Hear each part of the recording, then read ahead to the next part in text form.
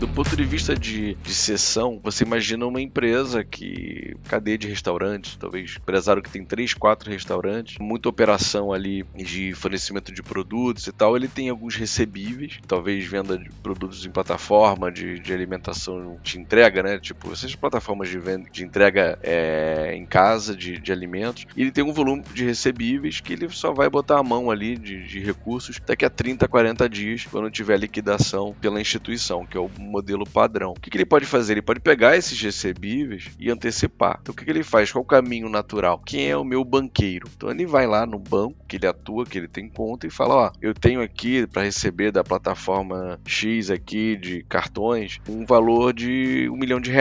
Você pode me antecipar? Aí, para o banqueiro decidir se antecipa ou não, primeiro vai cobrar várias tarifações, vai analisar o risco de crédito do empresário, se ele já tiver tomado empréstimos ou financiamentos em outras linhas, tudo isso vai ser considerado para aquela decisão final, se ele tem crédito ou não, para realizar uma antecipação de um recebível. E além disso, ainda vai ser cobrado dele uma coobrigação, ou seja, se aquele recebível não for pago, ele, empresário, tem que pagar e cumprir. O banco não aceita o prejuízo, obviamente. Nesse modelo, eu estou dentro do ambiente bancário com linhas de crédito pré-definidas desses bancos. No TDIC, ou no FDIC até, ele caminha com esse recebível e chega para a tokenizadora e fala: ó, eu tenho aqui, ó, R$1 milhão para receber, vamos fazer um token? Vamos. Aí tem os seus custos, obviamente, mas arrisco dizer aqui que o valor recebido pela antecipação pelo empresário vai ser bem maior do que seria pelo modelo tradicional analógico lá da rede bancária. Se ele for aqui via token, ele consegue, sem dúvida, valores melhores. Por quê? Ele vai vender direto para o investidor. Então, na outra ponta, tem o investidor. Agora vamos falar do investidor, tá? Quando a gente fala do investidor, vamos lá, a gente tem R$1 milhão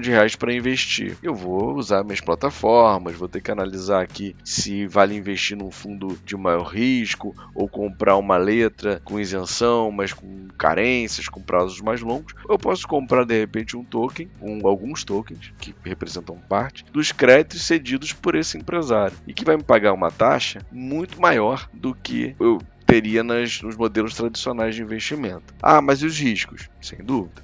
Você está comprando riscos diferentes, então tem que analisar, mas o token ele permite para o investidor acessar investimentos mais exóticos com taxas maiores e expectativas maiores de rentabilidade do que no modelo tradicional.